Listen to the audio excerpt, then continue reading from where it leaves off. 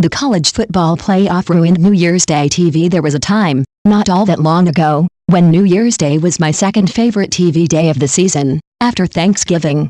Just like Thanksgiving, with the parade, dog show and NFL games, there was a ritual to it that felt like a comforting way to ring in the new year.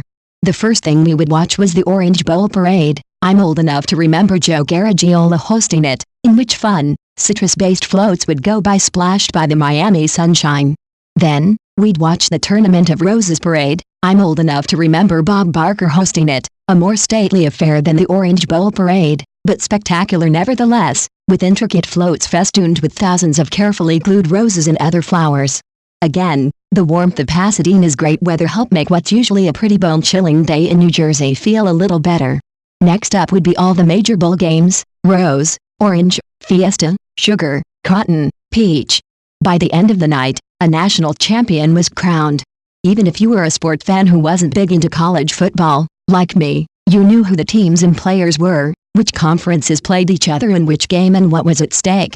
But that hasn't been what New Year's Day TV has been like in some time, and for that I blame, mostly, the NCAA. Some blame goes to the Orange Bowl folks, since they ended their parade 16 years ago.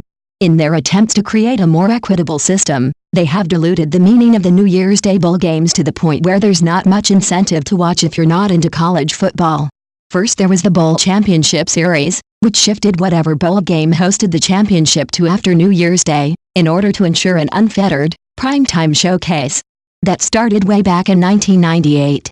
Then the NCAA created the standalone BCS Championship game in 2006, making the main bowl games completely irrelevant. Still, in order to maximize coverage, the major bowls were spread out through the first week in January, culminating in the BCS Championship game, played around the time people started putting away their holiday lights.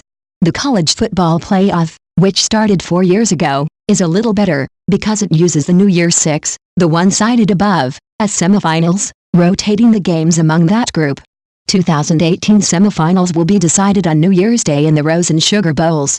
But the championship still won't be decided until the finals in Atlanta on January 8th.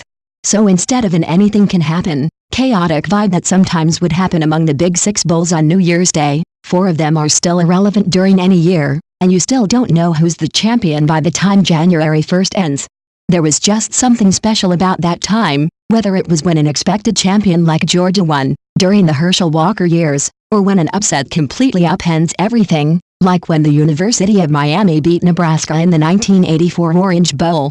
Sure, things are more equitable now, but where's the fun in that?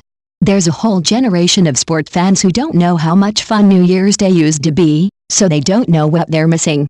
Then again, Netflix wasn't around then, so most of these people will probably be streaming Black Mirror anyway. But it's not as much fun.